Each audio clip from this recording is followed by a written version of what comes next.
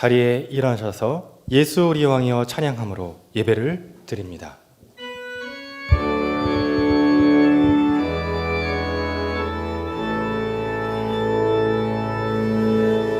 예수 우리 왕이여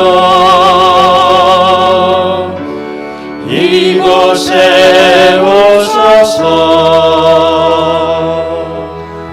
오자고 주여 임하사 찬양을 받아 주소서. 주님을 찬양하오니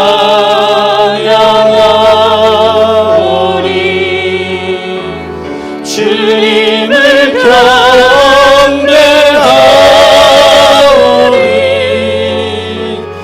왕이신 예수여 오셔서 찾아가사 다스리소서.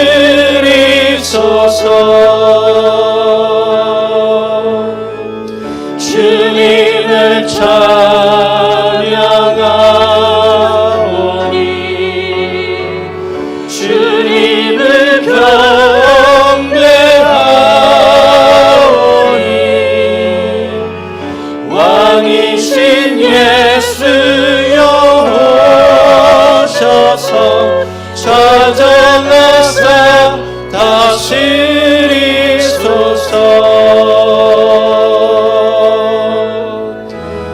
주님의 높고 위대하심을 내 영혼이 찬양해. 주님의 높고 위대하심을 내 영혼이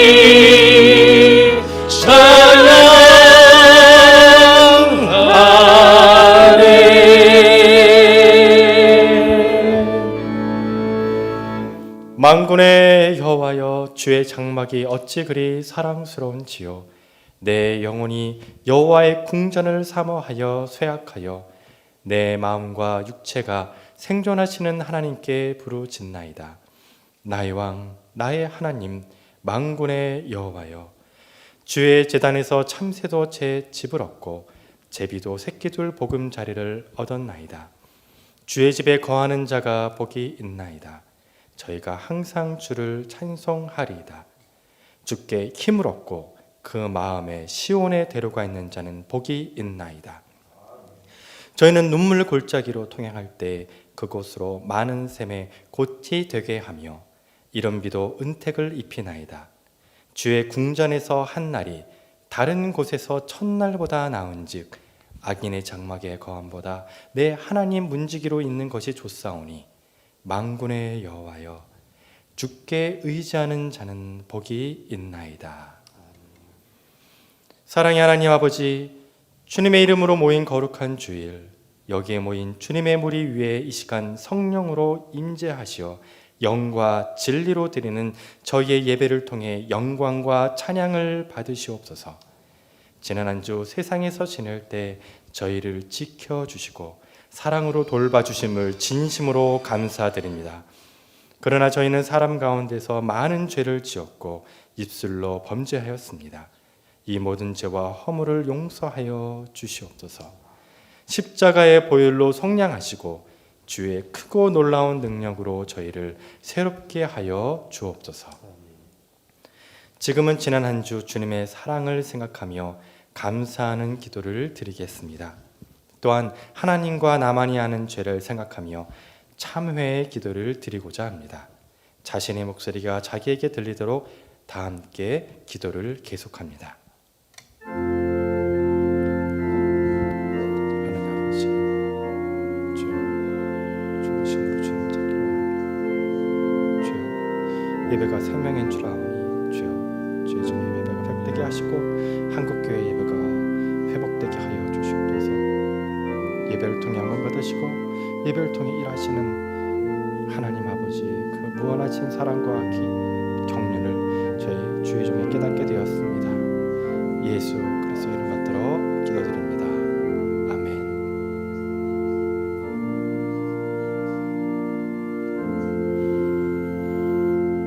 내 영혼아 여호와를 송축하라. 내 속에 있는 것들아 다 그 거룩한 이름을 송축하라. 내 영혼아 여호와를 송축하며 그의 모든 은택을 잊지 말지어다. 그가 내 모든 죄악을 사하시며 내 모든 병을 고치시며 내 생명을 파멸해서 속량하시고 인자와 긍휼로 관을 씌우시니 그러므로 주 예수 그리스도 안에 있는 자에게 결코 정죄함이 없느니라. 아멘.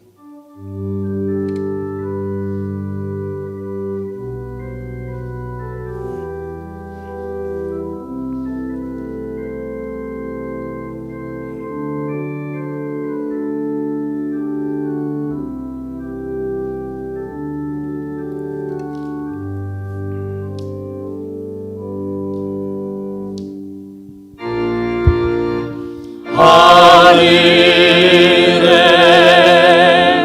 계신 아버지 이름 거룩하사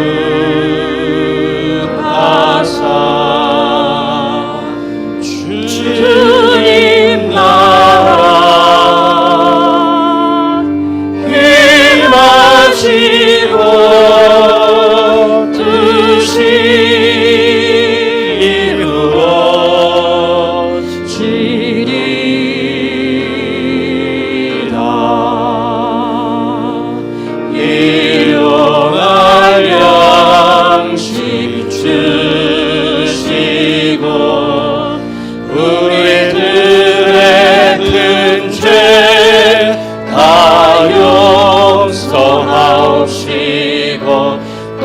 시험에 들게 마시고 악에서 구원하소서.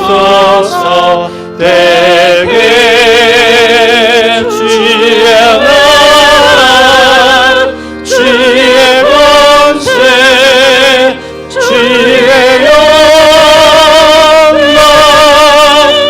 영광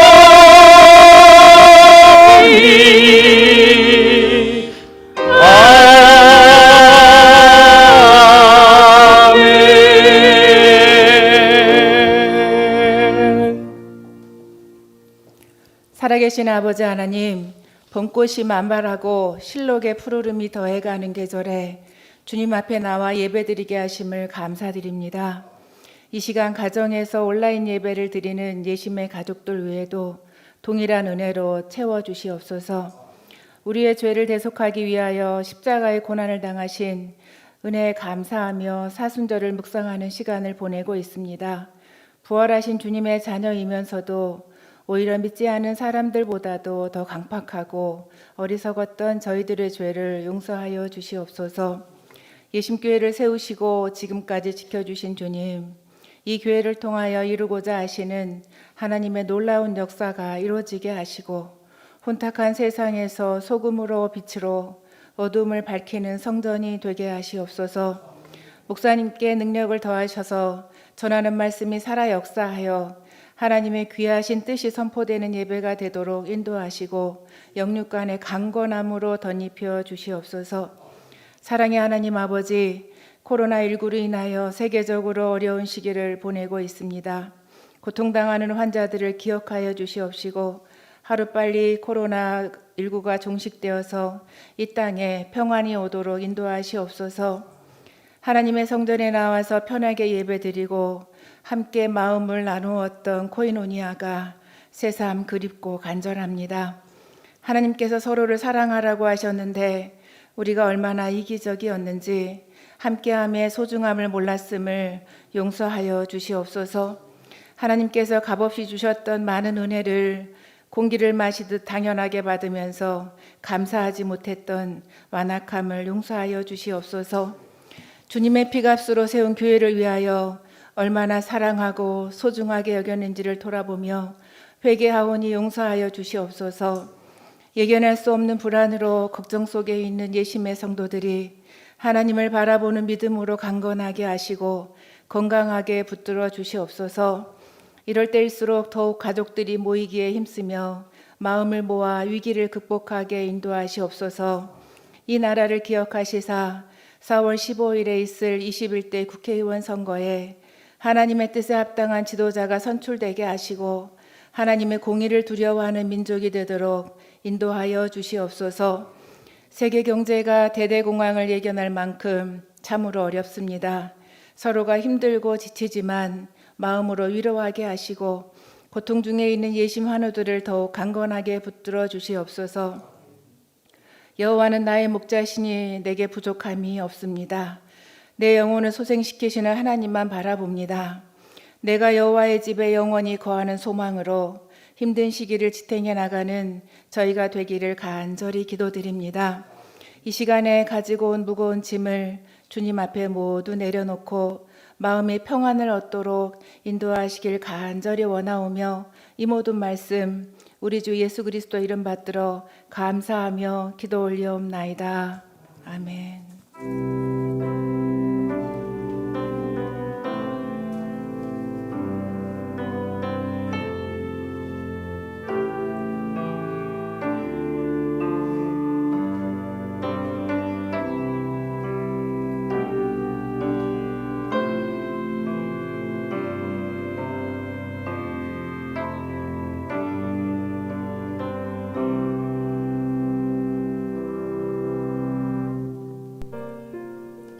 3월 29일 예심 소식입니다. 지금은 사순절 5번째 주간입니다. 코로나 바이러스로 고통당하는 이들을 위하여 기도하며 사순절 고난의 절기를 보내시기 바랍니다. 사순절 기간 동안 코로나 바이러스로 고통당하는 이들을 위한 후원 계좌를 개설하오니 동참해 주시기 바랍니다. 코로나 바이러스 확산으로 인해 어려움 가운데 있는 이신 성도님들, 교회에서나 가정에서나 직장에서 모두 건강하시기 바랍니다. 온라인 예배 안내입니다. 가정에서 예배하시는 경우 이미 문자로 보내드린 주소를 클릭하시어 유튜브 방송을 통해 실시간으로 예배에 참여하실 수 있습니다. 온 가족이 자녀와 함께 주일 성수하시기 바랍니다. 시간에 예배에 참여가 어려우신 경우에는 교회 홈페이지를 참조하여 주시기 바랍니다. 온라인 목장 모임 안내입니다. 각 목장의 목자들은 주일 예배 참여 후에 목장별로 온라인 단톡방을 통해 주신 은혜들을 서로 나누어 주시기 바랍니다. 온라인 헌금 안내입니다. 온라인 헌금은 배너를 참조하시고 헌금 기재를 원하시는 분들은 헌금 후 문자를 보내주십시오. 지난주 헌금 내용은 홈페이지에 주보를 참조해서 보실 수 있습니다. 매일 중보기도 시간 요청 안내입니다. 매일 정오 5분간 다같이 바이러스로 인해 고통당하는 이들을 위해 나라와 교회를 위하여 기도해 주시기 바랍니다. 교인 동정 안내입니다. 이재원, 정승원 집사님이 등남하셨습니다. 모두 축복하며 축하해 주시기 바랍니다.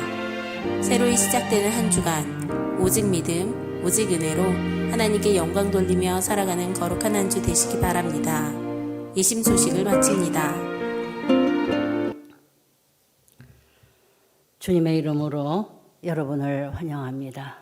오늘도 이 예배 가운데 성령의 기름 부음이 있고 우리의 마음이 치유가 일어나는 거룩한 예배가 되기를 바랍니다.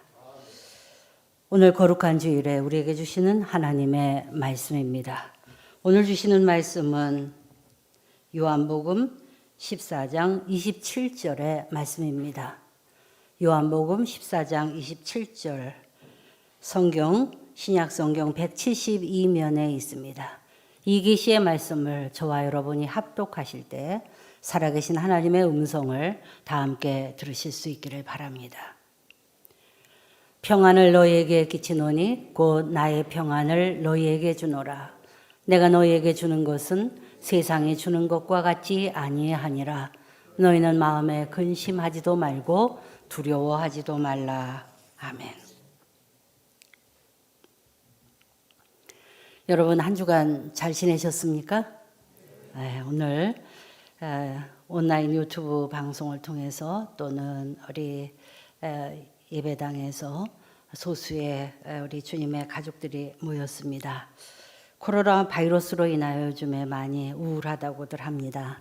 옆에 분들하고 한번 인사를 나누시죠. 건강하세요? 평안하세요? 한번 인사 나누시기 바랍니다. 네, 여러분 모두가 건강하시기를 바랍니다. 우울한 요즘에 세상을 풍자하는 이야기를 하나 들려드리고자 합니다. 어떤 사람이 세상에서 너무 가난하고 정말 어렵게 세상을 살다가 세상을 떠났다고 합니다. 염라대왕 앞으로 갔는데 이 사람이 염라대왕을 보자마자 불평을 하기 시작했습니다. 이게 인생입니까? 어떻게 이런 인생을 살 수가 있습니까? 너무 비참하고 너무 불쌍하게 제가 살았다고요. 라고 얘기를 하자 염라대왕이 가만히 그 인생을 보살펴 보니까 정말 고생을 많이 했습니다. 그래 내가 뭘 원하느냐 그렇게 얘기를 했더니 제게 딱 한 번만 기회를 주셔서 세상으로 다시 날아가서 살고 싶습니다. 그런데 제가 세상에 나가면 재벌로 한번 살아봤으면 좋겠습니다. 그렇게 얘기를 했더랍니다. 그래서 그가 세상에 다시 나가서 재벌로 세상을 다시 시작하게 되었는데요. 얼마나 좋은지 모르겠습니다. 돈을 아무리 써도 펑펑 써도 누가 말하는 사람 없고 굶주린 것 없고 고대광실과 같은 좋은 집에서 멋진 차를 끌고 다니는 그런 아주 놀라운 시간을 보내게 되었습니다. 그런데 얼마나 지나가다가 보니까 경제에 어려움이 닥치고 기업 간에 M&A가 있다고 하고 또한 여러 가지 뇌물을 바쳐야 되는데 갈등도 생기고 그래서 해외에 불법 자금을 유출하다 그만 걸려서 감옥살이도 하고 그랬습니다. 그렇게 고생을 하다가 세상을 떠났는데 염라대왕 앞에 다시 와서 그가 이렇게 얘기합니다. 죄송해요. 돈 많으면 정말로 좋은 줄 알았는데 꼭 그런 것만은 아니네요. 저한테 한 번만 더 기회를 주신다면 제가 세상에 나가서 정말 올바르게 살고 싶습니다. 그래서 네가 올바르게 뭘 어떻게 하면 살겠는가? 라고 얘기했더니 대통령이 되게 하시면 바른 정치를 한번 하고 억울한 백성들을 다 공평하게 해주겠습니다. 그래서 세상에 다시 나왔더랍니다. 그래서 대통령이 정말 되었어요.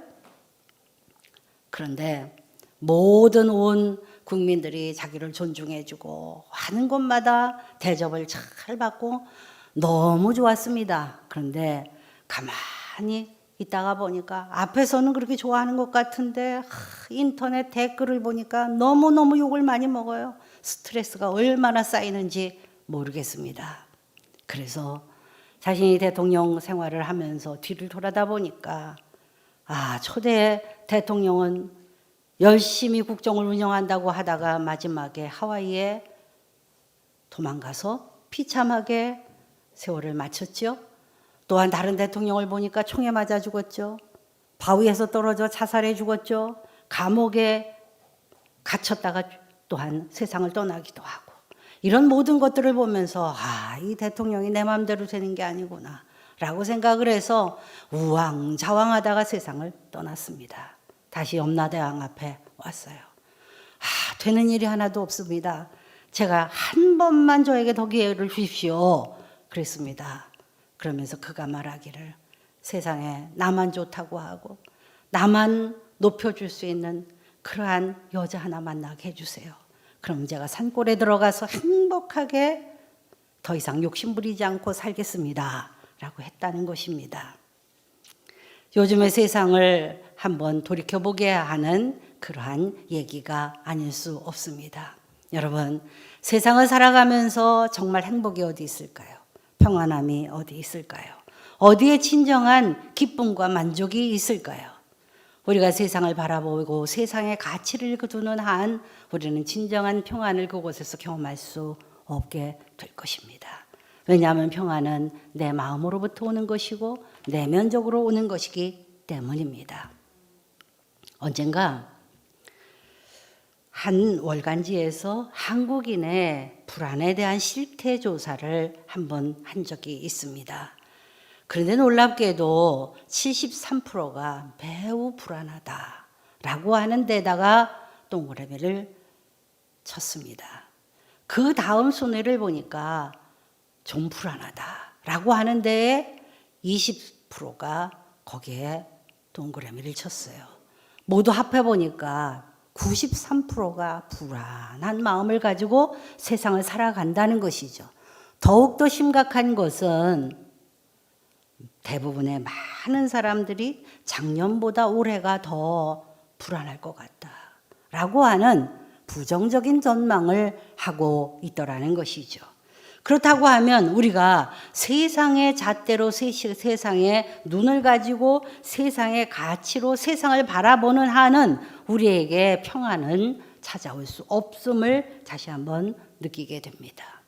세상은 오늘도 전쟁이 수없이 일어나고 핵의 위험이 여기저기서 터져 나오고 이렇게 하면 사업에 성공할까 했는데 실패하기도 하고 이렇게 하면 더 건강하기도 하겠지라고 생각을 했는데 갑자기 참으로 병원에서 마음 아픈 소식을 듣게도 되고 어느 곳에도 내 마음대로 미래를 알 수 있는 것이 없습니다. 요즘 코로나 바이러스로 인하여 신조어가 하나 생겨났다고 말합니다. 코로나 블루, 코로나 우울증이라는 말이 이제 유행어가 되어버렸습니다. 왜냐하면 만나보고 싶은 사람 만날 수도 없고 가고 싶은데 마음대로 갈 수도 없고 방에서 방콕하다가 보니까 어디에서 에너지를 얻을 곳이 없어서 많은 사람들이 우울증에 빠지고 있다라고 하는 말이 되겠습니다. 예수님이 이 땅에 계실 때 어느 날 제자들과 더불어서 함께 계시다가 이런 말씀을 했습니다. 내가 너희와 지금은 늘 함께 있지만 머지않아서 내가 너희를 떠날 것이다. 그리고 나는 고난을 당하고 십자가에 못 박히게 될 것이다. 라고 하는 말씀을 했습니다. 그 말을 듣자 제자들이 그만 깜짝 놀랐습니다. 청천벽력과 같은 말이 아닐 수 없어요. 예수님이 우리와 더불어서 함께 계시는 그 꿈 같은 시절을 계속될 수 있으리라고 생각했는데 예수님이 우리를 떠나신다. 그리고 예수님이 십자가에 못 박히시고 고난을 당하신다라고 하는 얘기를 들었기 때문입니다. 그러면 우리는 어떻게 해야 되나? 나는 어떻게 되나? 로마 관원들이 나를 붙잡을 수도 있고 유대 관원들이 나를 감옥에 가둘 수도 있고 때로는 어떻게 되면 생명의 위협을 당할 수도 있다라는 것 때문에 너무 두려웠어요. 이것을 어떻게 해야 되나? 근심이 가득했습니다. 그럴 때 주님께서 제자들에게 주신 말씀이 오늘 요한복음 14장의 말씀입니다. 요한복음 14장 1절에 보면 예수님이 이런 말씀을 하십니다. 너희는 마음에 근심하지 말라. 하나님을 믿으니 또 나를 믿으라. 오늘 이 말씀 요한복음 14장 1절의 말씀이 여러분에게 주시는 말씀이 되기를 바랍니다. 마음에 근심하지 마세요. 근심하지 말아야 될 이유가 어디 있습니까? 그것은 바로 믿음에 있습니다. 하나님을 믿으니 하나님만 믿을 뿐만 아니라 나를 믿으라. 주 예수 그리스도를 믿으라. 그러면 근심하지 않게 될 것이다. 우리의 가치의 방향을 세상으로부터 하나님으로부터 바꾸라. 이것이 믿음 아닙니까? 우리의 가치, 우리의 바라보는 방향, 우리가 나아가는 길, 이 모든 것을 세상 가운데 두면 우리는 죽을 일만 쌓여 있어요. 견딜 수 없습니다. 그러나 그 눈을 바라보는 시각을 예수 그리스도에게 두라. 그것이 바로 믿음 아닙니까? 믿음이 이기는 것입니다. 그러면 너희가 두려워하지도 않게 될 것이다 라고 말씀하고 있습니다. 여러분, 오늘 이 말씀을 생각하면서 우리는 불안을 극복할 수 있는 평안, 두려워하지 않을 평안을 오늘 본문인 요한복음 14장 27절에서 보게 됩니다. 평안을 너희에게 끼치노니 곧 나의 평안을 너희에게 주노라. 내가 너희에게 주는 것은 세상이 주는 것 같지 아니하니라. 너희는 마음에 근심하지도 말고 두려워하지도 말라. 여러분, 예수님께서 이제 순환을 당하시기 직전에 제자들에게 주신 말씀입니다. 내가 너희에게 평안을 줄 것이다. 그러므로 너희는 두려워하지도 말고 근심하지도 말라. 이것이 주님께서 우리에게 주신 말씀이에요. 그렇다면 주님이 주시는 말씀이 틀린 것이 있겠습니까? 주님이 두려워하지 말고 근심하지도 말고 나를 믿으라 말씀하실 때 그 말씀을 받아들이는 것이 바로 믿음이며 평안으로 나아가는 길인 것입니다. 그러면 오늘 주님께서 얘기하시는 이 평안은 두 가지의 평안을 오늘 본문에서 말씀하고 있습니다. 그 첫째는 세상이 주는 평안이에요. 또 하나는 하나님이 주시는 평안입니다. 그럼 먼저 세상이 주는 평안은 어떤 것입니까? 그것은 바로 조건에 좌우되는 그러한 평안이고 소유적인 평안입니다. 내가 성공하면 평안하고, 내가 자식을 많이 두면 평안하고, 내가 돈이 있으면 평안하고, 내가 성공하면 평안하고, 내가 건강하면 평안하고, 이런 의미의 조건을 붙여서 하는 평안은 언제나 신기루처럼 우리 눈앞에서 사라질 수 있습니다.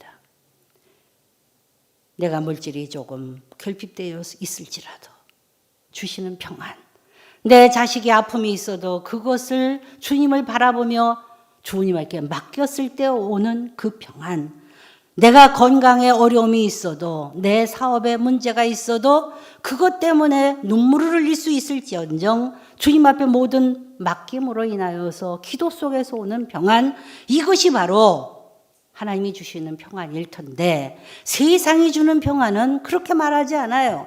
내가 조건을 갖추어야 평안할 수 있다. 내가 조건, 소유가 있어야만 비로소 평안하다라고 말해줍니다. 항상 결과로 말해준다고 말하고 있습니다. 그러나 세상은 우리에게 성취를 이야기하면 할수록 우리는 피곤하고 고통스럽고 불확실하고 미래에 불안을 가질 수밖에 없는 것입니다. 그렇다면 하나님이 주시는 평안은 어떤 평안일까요? 하나님이 주시는 평안은 존재적 평안입니다. 소유를 얻음으로 얻는 평안이 아니에요. 조건이 이루어짐으로 얻는 평안이 아니라 내가 있는 그대로 존재함으로 기뻐하시는 그러한 평안입니다. 내가 비록 보잘것없지만, 내가 아무에게도 알려진 바가 없지만, 내가 실패했지만 우리 주님이 나 있는 그대로의 모습을 기뻐해 주신다고 하는 것 때문에 만족할 수 있는 것, 그것이 평안 아니겠습니까? 오늘 우리는 그 평안을 경험할 수 있기에 오늘도 예배를 드릴 수 있습니다. 고난 속에서의 평안, 이것이 진정히 주님이 우리에게 하시는 말씀입니다. 예수님은 자신의 죽음이, 자신의 순환이 한 걸음 한 걸음 가까이 다가올 때 놀라운 말씀을 하셨어요. 그 놀라운 말씀은 평안을 너에게 주겠다. 내가 주는 평안은 세상이 주는 평안이 아니다 라고 하는 말씀을 하셨습니다. 고난이 닥쳐올 때 주님이 이 말씀을 하셨다는 것에 우리가 주목해야 합니다. 왜냐하면 주님이 기쁠 때, 오병이어의 잔치를 벌릴 때, 바다가 잔잔할 때, 안진뱅이가 일어날 때, 그때 내가 너에게 평안을 준다, 그렇게 말씀하시지 않았어요. 예수님이 십자가 지실 때, 피 흘리셨을 때, 외로웠을 때, 모든 제자들이 떠날 그 즈음에 나를 믿어라, 평안을 너에게 주겠다. 고통 속에서 주시는 평안, 실패 속에서 주시는 평안, 외로움 통해서 주시는 평안입니다. 예수님은 이 땅에 오셨을 때 고난이 사실은 태어나실 때부터 시작이 되었습니다. 예수 그리스도께서 태어났다는 소식을 듣고 동방박사가 이야기했을 때 헤롯 대왕이 예수님이 태어나실 그 즈음에 2살 이하자의 모든 남자애를 다 죽이라고 명령했습니다. 그래서 예수님의 부모가 예수님을 데리고 애국까지 피난 가신 것 아니겠습니까? 예수 그리스도께서 인류를 구원하러 오실 때 세상의 세력은, 마귀의 세력은 예수님을 죽이려고 하는 그러한 고난을 그에게 주기 시작했습니다. 예수 그리스도께서 공생애를 시작하게 되었을 때 빈들에서 40일 40자를 금식하며 기도하실 때 마귀가 3번 그에게 찾아와서 가진 유혹을 다 했습니다. 내가 너에게 모든 만유를 다 줄 것이다. 모든 축복과 권세와 명예를 줄 것이다. 네가 그 높은 성전에서 뛰어내려 봐라 라고 하면서 네가 하나님인 것을 증명해봐라 라고 하는 말씀을 주고 있다는 것입니다. 그러므로 우리는 예수님이 주시는 평안을 나의 것으로 받아들일 수 있어야 됩니다. 하나님이 우리에게 주시는 평안을 더 구체적으로 말하면 그것은 첫째, 깨달음으로부터 얻어지는 평안입니다. 무엇을 깨닫는 것입니까? 그것은 바로 모든 나의 어려움을, 나의 모든 고통을 우리 하나님은 다 아신다는 깨달음으로부터 오는 평안입니다. 나 혼자가 아니야. You are not alone. 너 혼자가 아니야. 우리 주님께서 그렇게 말씀하신다는 거죠. 남편에게 배신을 느끼고, 아내에게 섭섭함을 느끼고, 부모님에게 외로움을 느끼고, 나 혼자구나. 실패하고 좌절했을 때도 너 혼자가 아니야. 성령께서 우리 안에 찾아오셔서 말씀하십니다. 이 고통 속에서 아무도 나의 본심을 알아주지 않을 때라도 주님께서만은 나를 다 아신다고 하는 그 깨달음으로부터 오는 것이 바로 평안함입니다. 지난 주간에 몇 분의 권사님을 만났습니다. 대화를 하는데 한 권사님이 그렇게 말씀을 하셨어요. 이제 나이가 먹으니까 점점 외로워요. 예전에 나는 그러지 않을 것 같았었는데 나이가 먹으니까 참 섭섭하대. 별것도 아닌 것 가지고 섭섭하대. 나도 변했어요. 그 뭡니까? 외롭다는 것 아니겠습니까? 자식도 내 마음을 몰라줘요. 그런데 나를 알아주시는 분, 내가 외로운 것을 아시는 분이 계십니다. 그분이 바로 하나님이세요. 그 외로움과 그 실패감과 그 부적절함과 여러 아픔들을 유일하게 아시는 분, 그것이 하나님이라는 것을 깨달음으로써 얻는 그것에 평안함이 있습니다. 그렇지. 내가 마지막에 눈을 감는 그 순간에 성령께서 내 손 꼭 붙잡고 우리 하나님 앞으로 데려가실 수 있어. 난 그건 알아. 라고 하는 그 평안함. 내 모든 어려움과 고통을 다 아신다는 깨달음으로부터 오는 평안이 여러분에게 있기를 바랍니다. 그래서 우리는 하나님 앞에서 참으로 언제나 어느 곳에서나 환경에 소유에 좌우되지 아니하고 당당할 수 있어요. 그분이 나를 아시니까 말입니다. 두 번째, 하나님이 우리에게 주시는 평안은 소속감으로 얻어지는 평안이에요. 소속감. 창세기에 보시면 야곱의 이야기가 나옵니다.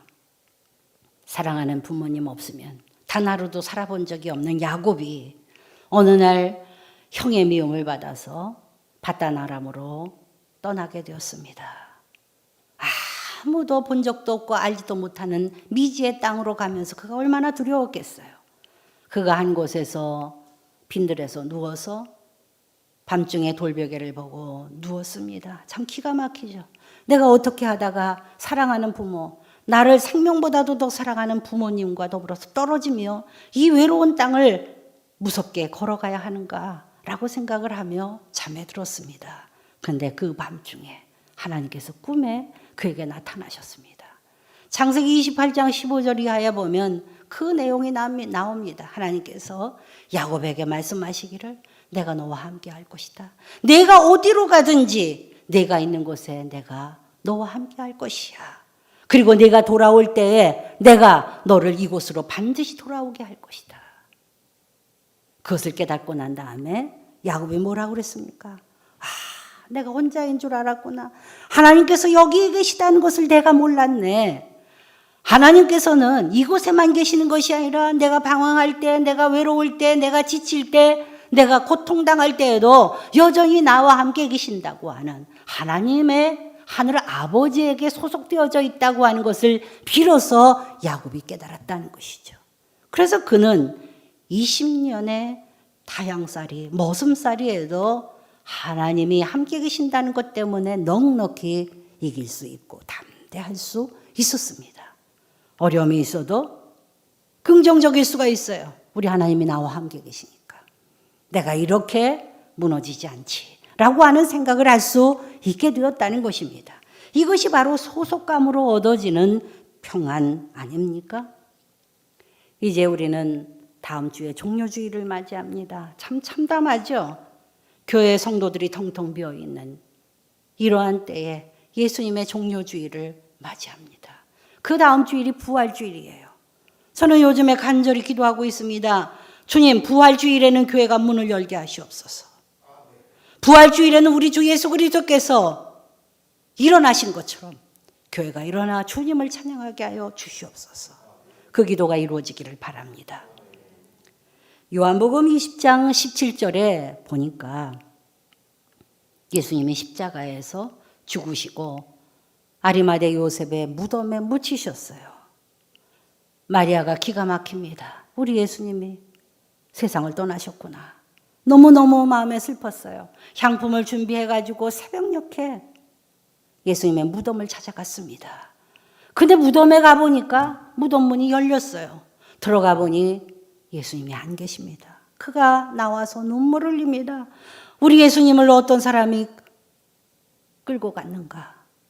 이제 우리 예수님은 이제는 그 시체마저도 볼 수가 없구나 라고 눈물을 흘릴 때 누가 옆에서 마리아야 라고 불렀습니다. 그는 그가 동산지기인 줄 알고 울면서 말합니다. 선생님, 우리 예수님이 무덤에 안 계세요.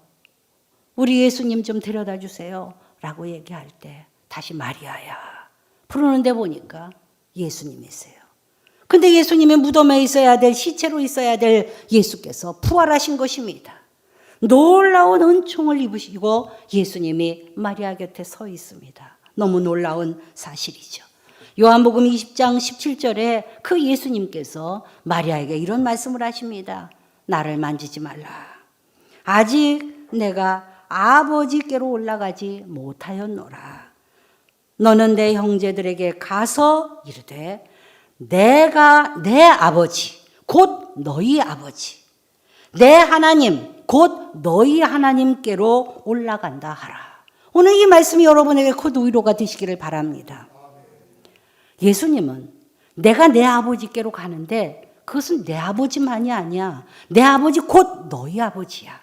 내 하나님만이 아니야. 내 하나님 곧 너희 하나님, 그 하나님께로 내가 올라가는 거야 라고 말씀하십니다. 그 순간에 그 자리에 있었던 마리아가 성경에 쓰여지지 않지만 전율을 느꼈을 것입니다. 우리 예수님의 아버지가 나의 아버지시구나. 우리 예수님의 하나님이 나의 하나님이시구나. 이것이 바로 소속감으로부터 얻어지는 평강 아니겠습니까? 여러분, 우리 세상 가치관으로 더 이상 살지 말고 나는 이래봬도 하나님의 자녀다. 내 아버지가 하늘 아버지시다. 그 소속감에 놀라운 평안이 여러분에게 있어지기를 간절히 바랍니다. 이것이 오늘 주님께서 말씀하신 대로 그러므로 너는 두려워하지도 말고 무서워하지도 말라. 이 바로 주님께서 나의 아버지 되신다고 하는 이 말씀이 우리로 하여금 무서워하지 않을 보장이며 평안할 수 있는 이유입니다. 얼마 전에 국민일보와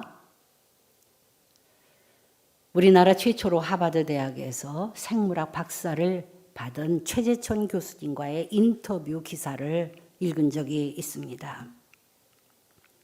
그 주제는 이번 코로나 바이러스 발병 원인이 어디에 있는가라고 하는 내용이었습니다. 전문가인 생물학자로부터 이 코로나 바이러스에 대한 이야기를 들으려고 한 것이죠. 과거에 사스가 사양 고양이로부터 옮겨졌다라고들 말합니다. 메르스가 낙타로부터 세균이 바이러스가 옮겨졌다 말하고 있습니다. 마찬가지로 이번 코로나 바이러스가 박쥐로부터 옮겨졌다 말을 합니다.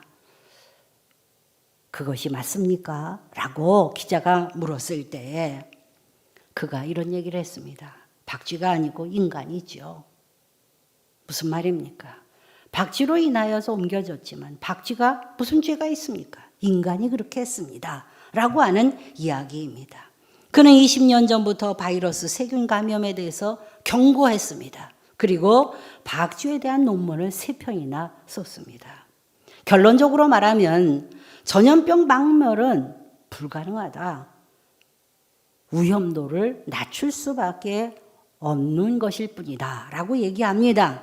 요즘에 세계를 뒤덮고 있는 코로나 바이러스를 사람들이 이제 코로나 전쟁이라고 얘기를 합니다. 눈에 보이지 않지만 병사들이 나와서 싸움을 하고 치열하게 전투하는 핵전쟁이나 인종 간의 전쟁이나 모든 전쟁보다도 더 무서운 전쟁이 바이러스 전쟁이라는 것이죠. 그런데 그 전쟁이 어떻게 일어나고 있습니까? 이 코로나 바이러스가 전쟁이라면 그것이 누구의 탓입니까? 박쥐 탓입니까? 아닙니다. 박쥐는 아무 짓도 한 것이 없어요. 그럼 누구의 탓입니까? 우리 탓이죠. 우리 인간의 탓입니다. 인간이 박쥐가 사는 동굴을 찾아갔어요. 밀림 저 깊은 곳에 찾기도 어려운 동굴까지 인간이 끊임없이 찾아 들어갑니다. 들어가서 그 찾기 힘든 곳에 숲을 파괴하고 동굴을 파괴하고 그곳에서 박쥐를 잡아 꺼내내는 것이 문제라는 것이죠.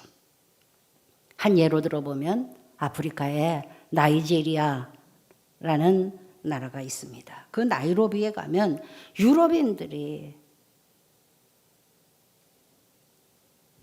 거기에 있는 원주민들을 고용해서 숲속, 밀림 이런 데를 찾아가며 박쥐를 찾고 때로는 밀림 지역에서 고릴라를 생포하고 원숭이를 잡고 코뿔소를 잡고 이렇게 한다는 것이죠. 이유가 무엇입니까? 그거 맛을 좀 봐야 되겠다는 거예요. 식도락가들이 맛을 좀 봐야 되겠다는 거죠. 그게 돈이 되니까. 그 유럽인들을 돈에 의해서 원주민들이 거기 들어가서 그 서식지가 어딘지를 아는 원주민들이 들어가서 박쥐도 잡고 또 원숭이도 잡고 그렇게 해서 그것이 지금 가면 런던이나 파리의 유명한 레스토랑에서 최고가로 음식을 팔려지고 있습니다. 인간이 문제인 것이죠. 여러분, 이것을 잘 알아야 합니다. 그 동물들을 포획하는 과정에서 그 동물 안에 붙어있는 세균들, 바이러스들,寄생충들이 다 당연히 인간에게 붙어 옮겨지게 되는 건 아닙니까? 그러니까 그것이 옮겨져 숙주 역할을 하면 그것이 사방에 퍼져다니고 그래서 전 세계로 순식간에 퍼져갈 수밖에 없는 것입니다. 2003년에 사스가 들어왔습니다. 그리고 6년 만에 신종플루가 2009년에 와서 수많은 사람들이 또 죽어갔죠. 2015년에 메르스가 또한 닥쳐왔습니다. 그런데 6년 텀으로 오던 것이 이제 4년 만에 2019년 겨울에 코로나 바이러스가 들어왔습니다. 이 주기가 점점 빨라질 것이라고 생물학자들은 예측하고 있습니다. 왜 그렇습니까?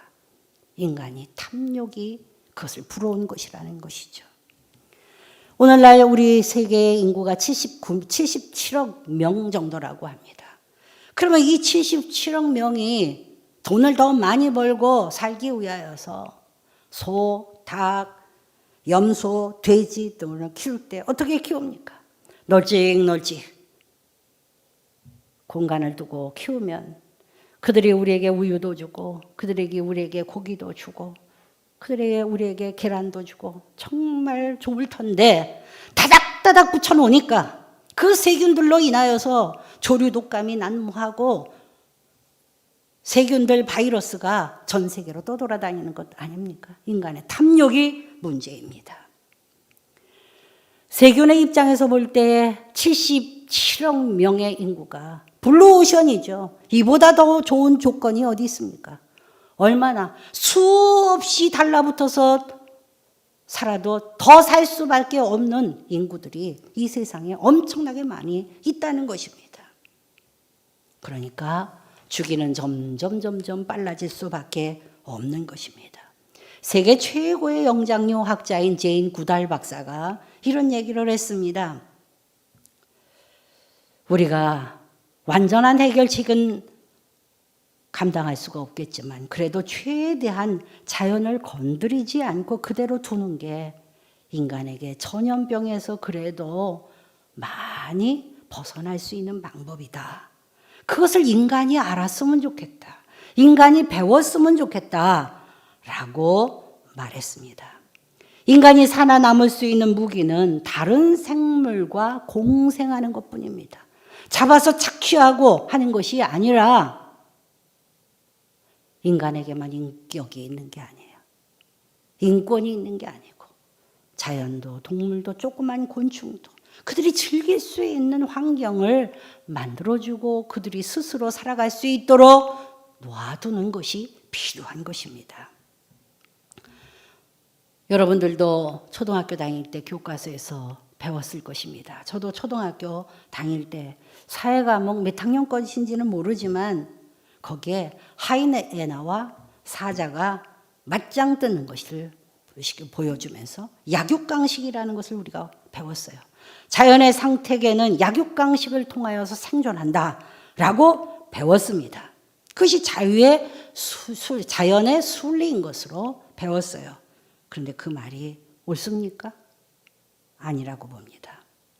오히려 자연에서 가장 위대한 성공적인 사례는 꽃을 피우는 식물과 그리고 그 꽃가루를 옮겨주는 꿀벌의 이야기를 통하여서 우리가 잘 볼 수 있습니다. 사진으로 한번 보여주세요. 여러분, 꽃이 얼마나 아름답습니까? 꽃이 피면 제일 먼저 뭐가 날아들어요? 꿀벌이 날아듭니다. 그런데 꽃은 아름다운 꽃을 피우고 움직이지를 못해요. 꽃술이 있습니다. 그 꽃술에 열심히 꿀벌이 찾아와서 거기에서 꽃술을 다른 꽃에다가 옮겨주고 그래서 번식을 하게 되고 꿀벌은 그 대신 뭐를 받아먹습니까? 꿀을 받아먹죠. 이게 공생의 관계입니다. 자연의 진정한 하나님의 섭리는 서로 약육강식하고 적자 생존하는 것이 아니라 서로 공생하고 공존하는 것이 하나님의 원리입니다. 그러므로 우리는 그것을 잘 알아야만 합니다. 평생 생물학자로 살면서 그가 관찰한 결과를 한마디로 이렇게 그가 말했습니다. 이 세상은 손잡은 놈들이 미처 손잡지 않은 놈들을 이기고 살아남는 세상이다. 다시 말하면 세상은 손잡아야 사는 세상이라는 거죠. 나 혼자 잘났다. 나 혼자 돈 벌어야 되겠다. 나 혼자 착취하고 높아져야 되겠다. 그렇게 하는 것은 하나님의 원리가 아니다. 이것이 자연세계의 미생물을 통하여서도 우리에게 보여준다는 것이죠. 인간이 모든 것을 다 할 수 있는 능력이 있지만 미생물 하나조차도 함부로 하지 아니하고 그들이 즐거운 삶을 살도록 놓아두는 것. 그리고 그들이 공존하고 공생하고 우리와 또 공존하고 공생할 수 있는 관계가 전염병을 막을 수 있는 가장 유일한 최선의 방법이다 라고 말하는 것을 들었습니다. 그 인터뷰를 들으면서 제가 잠시 생각했습니다. 하나님의 창조 원리가 무엇인가? 초등학교 교육과에서 가르치는 것처럼 약육강식인가? 적자 생존인가? 그것은 세상이 가르쳐주는 성공의 신화일 수 있지만 하나님이 우리에게 가르쳐 주시는 것은 공존과 공생입니다. 창세기 1장 28절에 우리 인간의 자연의 순환의 원리를 하나님은 그렇게 말씀하셨습니다. 하나님이 그들에게 이르시되 그들에게 복을 주시며 이르시되 여러분 모든 자연 인간뿐만 아니라 하나님이 모든 자연을 지으셨어요. 창세기 1장에. 그리고 그들에게 복을 주셨다는 것을 잊지 말아야 돼요. 나만 복만 받는다는 것을 생각할 때는 우리가 자연의 모든 원리들이 다 깨져버립니다. 파괴되어져요. 그들에게 복을 주시며 그들에게 이르시되 생육하고 번성하여 땅에 충만하라 라고 말씀하셨습니다. 내가 누구를 충만하게 만들고 누구를 번성하게 만들고 누구를 생육할 수 있도록 만들고 비록 인간뿐만 아니라 자연에게도 그러한 모습을 가질 수 있어야 할 것입니다. 그런 주님께서 오늘 우리에게 말씀하십니다. 요한복음 14장 27절의 말씀이죠.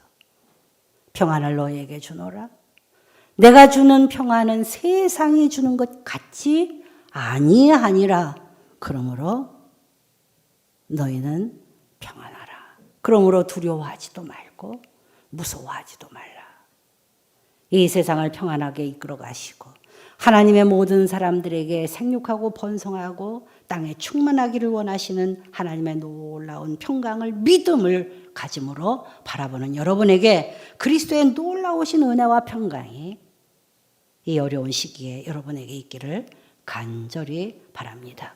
오늘의 말씀을 생각하시면서 우리가 찬양 앞으로 나아가겠습니다. 평안을 너희에게 주노라. 세상이 줄 수 없는, 세상이 알 수도 없는 평안. 오늘 이 평안이 우리 모두에게 임하기를 간절히 바랍니다.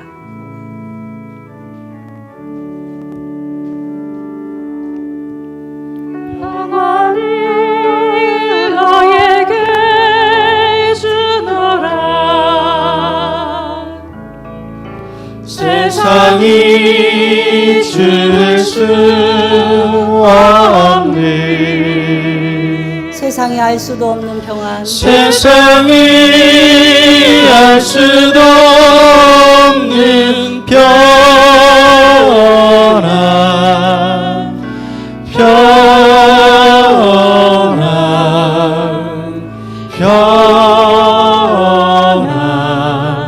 평안을 내게 주노라.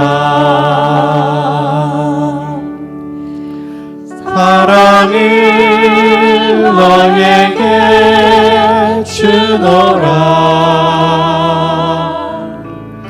세상이 줄 수 없는 세상이 알 수도 없는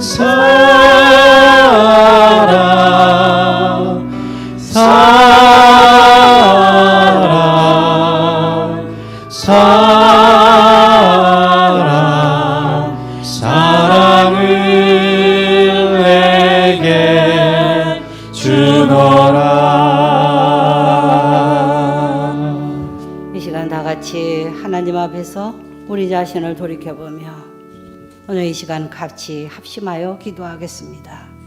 하나님,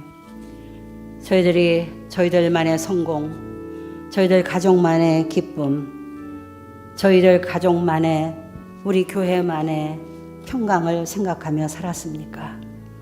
하나님께서 우리를 전 인류와 그리고 전 자연에 하나님께서 하나님의 대지라로 세워주셨는데 저희들이 그 평안을 위해서 무엇을 했습니까? 오늘도 아버지 하나님 함께 공존하고 공생할 수 있는 평안을 너에게 주겠다 말씀하시는 주님의 놀라운 은혜를 함께 경험하게 하여 주시옵소서.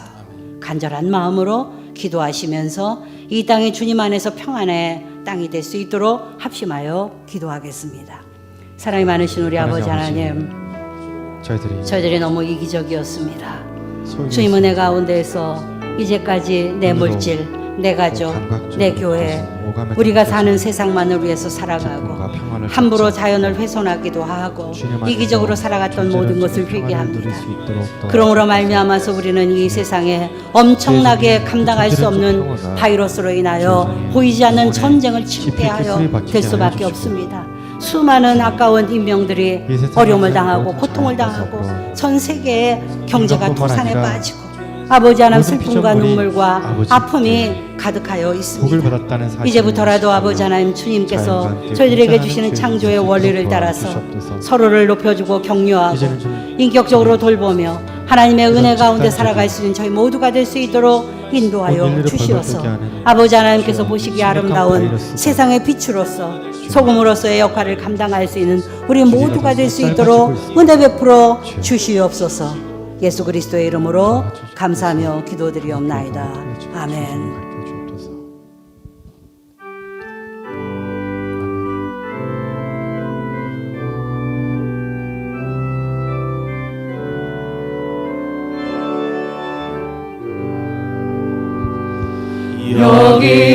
여기에 모인 우리 주의 은총 받은 자여라. 주께서 이 자리에 함께 계심을 아노라.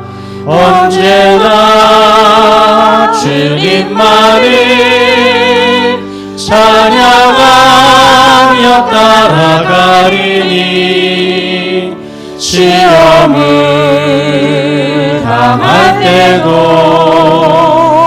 함께 계심을 믿노라. 이 믿음 떠놓고서라 주가 지켜주신다. 어두운 밤에도 주의 밝은 빛 더하여 주신다. 주님이 뜻하시니 헤아리기 어렵더라도 언제나 주 뜻 안에 내가 있음을 아노라. 사랑과 말씀들이 나를 더욱 새롭게 하니 때로는 넘어져도 최후 승리를 믿노라. 이 믿음 떠놓으세라. 주가 지켜주신다. 어두운 밤에도 주의 밝은 빛 더하여 주신다. 주의 뜻 이루어지는 날까지 믿음 더욱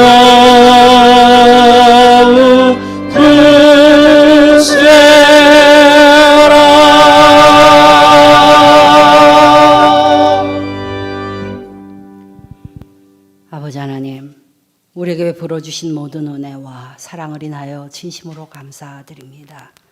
이제 몸과 마음과 뜻과 정성을 모두 주께 드리오니 주께서 받으시고 우리 모두로 감사와 찬양이 넘치는 주님의 백성 되게 하여 주시옵소서. 항상 주의 전에 거하기를 힘쓰는 적이 되게 하시고 우리 안에 주님이 주시는 거룩한 평안으로 늘 충만케 하여 주시옵소서. 구별하여 11조 원금을 주께 드렸습니다. 감사한 마음으로 감사 원금을 드리고 오늘도 이 어려운 시기에 선교의 사역을 감당하는 선교사님들을 생각하며 목장 선교 헌금을 드립니다. 이 예물이 하나님의 전을 위하여 쓰여지게 하시고 하나님의 나라를 위하여 쓰여지게 하여 주시며 드리는 우리에게는 하늘의 신령한 은혜와 땅에 기름진 것으로 채워 주시옵소서. 이제는 우리를 생명으로 인도하시는 주 예수 그리스도의 놀라우신 은혜와 오늘도 세상을 창조하시고 역사를 주관하시는 성부 하나님 우리 아버지의 그 무한하신 사랑하심과 날마다 우리를 손에 붙잡고 끝까지 우리를 지켜주시고 인도하시고 평안으로 지켜 돌봐주시는 성령의 교통 충만하신 은사가 주님 앞에 엎드려 간절히 기도하며 주님의 나라를 위하여 걸어가는 우리 모두에게 이제로부터 늘 함께 계시기를 간절히 축원하옵나이다. 아멘.